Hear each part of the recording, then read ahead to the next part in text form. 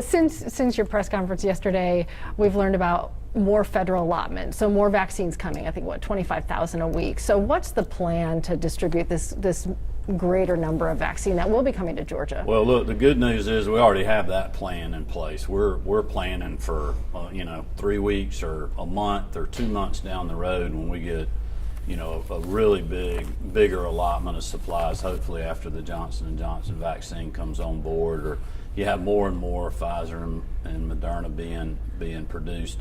We are very thankful for the 25,000 doses a week that we're going to get, but that'll be very manageable for us in the current system. I mean, we have tons of counties working with county health departments, regional vaccination sites. We've got private sector companies, all the grocery stores, Walmart. I mean, everybody would like to have more vaccines. Our hospitals, just to give to their patients outside of their employees and those over 65, they're ready to expand. Everybody wants us to help to get the vaccine out. So we're just glad to be able to get that. We're going to immediately get that going to where it needs to go.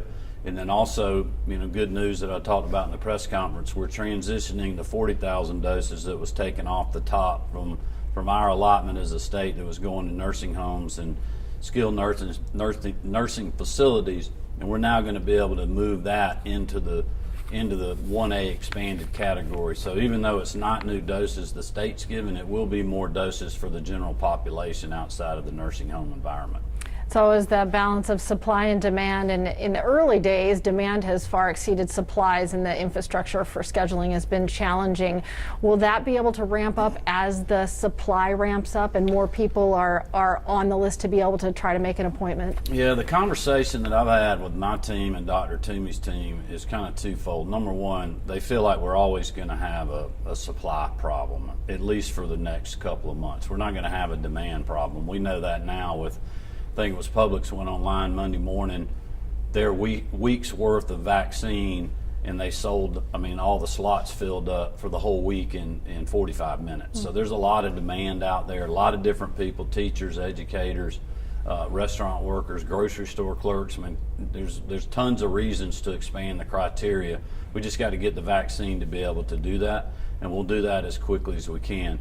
The other part of that is, when we get to that point where we say we get 100,000 more doses a week or 200,000 doses a week, whatever the number is going to be, being able to meet that supply quickly and get those shots in the arms. And that's what we're already planning for, logistically, technology-wise.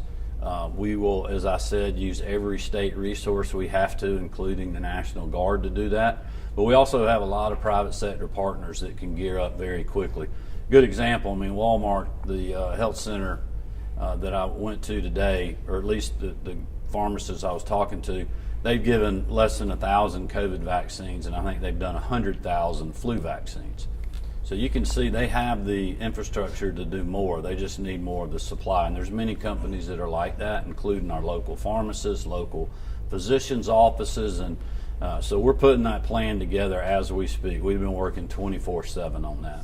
Well, listen, I hear the concerns of the educators. I've been talking about that for 2 weeks. I talked about it Sunday afternoon in a private kind of roundtable discussion that I had with a lot of superintendents from all over the state, a very diverse background. Some of them were metro, and we talked about all kinds of issues, and I have been explaining to people, based on the data that we have, based on the public health guidance that I'm getting from Dr. Toomey and other individuals, that we just do not have the supply to expand the criteria right now. When CDC came out, they made the recommendations for who should be in there. We opened that up with first responders, nurses, doctors, people that are literally on the front line dealing with COVID or potential COVID patients every single day, and they have no choice whether to do that or not. It's like I went by a wreck on the way back into the Capitol. That fire department truck, the ambulance drivers, state patrol, local sheriff's department, they didn't have any choice. They had to go respond to that. So I think it makes a lot of sense to get them vaccinated to protect them. Also, the data, we know people over 65 years old, this virus is killing more of them than people lower than that age group. And so that's why we went to that criteria. My response to the school superintendents I mean, number one, I know this is all pandemic politics. It has nothing to do with whether I would actually seriously consider the recommendation, because I've told them already and they know that I'm not going to do that, and I don't have the availability to do that.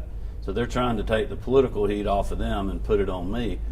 But I would, as a reporter, ask you, have you asked them the question who they want to put in front of a ICU nurse or an emergency physician that's working in a hospital dealing with COVID patients, or in front of a 65-year-old that gets this virus? Who is it? I wouldn't put myself in front of that line. So, I would ask them that question. I mean, these are tough choices. I wish I could say, and I could say, hey, we'll open it up to everybody. But you're going to have, 3 or 4 million people that are now wanting the virus versus 1.5 million. They're going to be scheduling appointments that are going to be happening in June, and those people are going to be getting in front of the people that really, I think, meet the existing criteria. So it's unfortunate that happened, but they know where I stand. And, I just wish they'd have communicated with me directly versus leaking a letter to the media.